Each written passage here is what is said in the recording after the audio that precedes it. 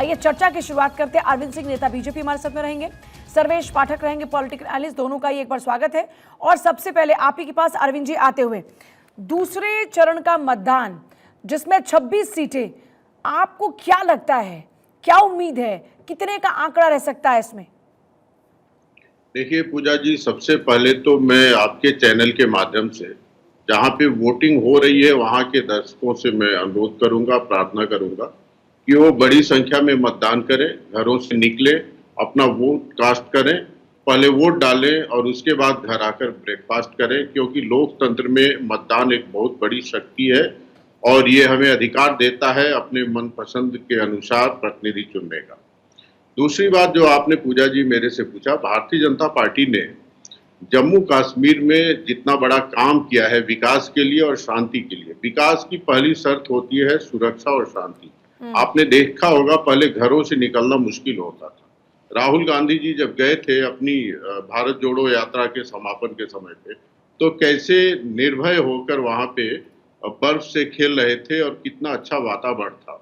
और जबकि हमारे राष्ट्रीय अध्यक्ष डॉक्टर मुरली मनोहर जोशी जी को एकता यात्रा के तहत जाना था श्रीनगर के लाल चौक पे, तो कितने कठिनाइयों के बाद हम वहां पहुंचे थे और कितने सुरक्षा बल तैनात थे। तो चीजें दिख रही हैं।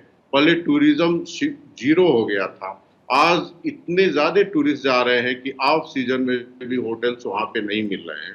तो भारतीय जनता पार्टी ने वहां के विकास के लिए, शांति के लिए जो काम किया है, हमें तो पूरा विश्वास है कि वहां की जनता को हमें भरपूर आशीर्वाद मिलेगा। ठीक है, आगे बढ़ते हुए सर्वेश पाठक जी, चाहे रविंद्र रैना हो, चाहे इसके अलावा उमर अब्दुल्ला, ये नेता जो लगातार मजबूती से, उमर अब्दुल्ला की बात करते हैं, गांधरबल से लगातार चुनाव जीतती रही उनकी पार्टी, सिर्फ एक बार को अगर 2002 में छोड़ दिया जाए। लेकिन इस बार ये दोनों बड़े नेता हैं, पर अपनी जीत को लेकर दोनों ही नेता आश्वस्त नहीं है, भले ही दूर से कह रहे हैं कि हम ही जीतेंगे। देखिए, अगर बात की जाए उमर अब्दुल्ला का, तो उन्होंने लोकसभा चुनाव में करारी शिकस्त, और वो जिस सीट से खड़े थे वो भी सेफ सीट थी।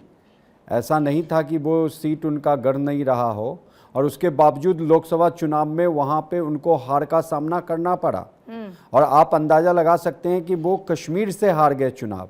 यानी जिस पार्टी का कभी राज हुआ करता था कश्मीर में, उसके उमर अब्दुल्ला पूर्व चीफ मिनिस्टर भी थे, वो चुनाव हार गए और इस बार वो 2 सीट से लड़ रहे हैं। तो कहीं ना कहीं उनमें वो डर आया, और मैं देख रहा था वो कभी मीडिया से बड़ी बात यह कि बड़गाम पहले हो रहा था कि जिस सीट पे वो पिछली बार चुनाव लड़े थे, इस बार भी वो उसी सीट पर ही चुनाव लड़ेंगे, लेकिन अचानक से हुआ कि वो गांधरबल के साथ यहाँ पर साथ साथ बड़गाम से चुनाव लड़ेंगे, जबकि पहले बीरवा की बात हो रही थी। मैं आपके पास वापस लौटे।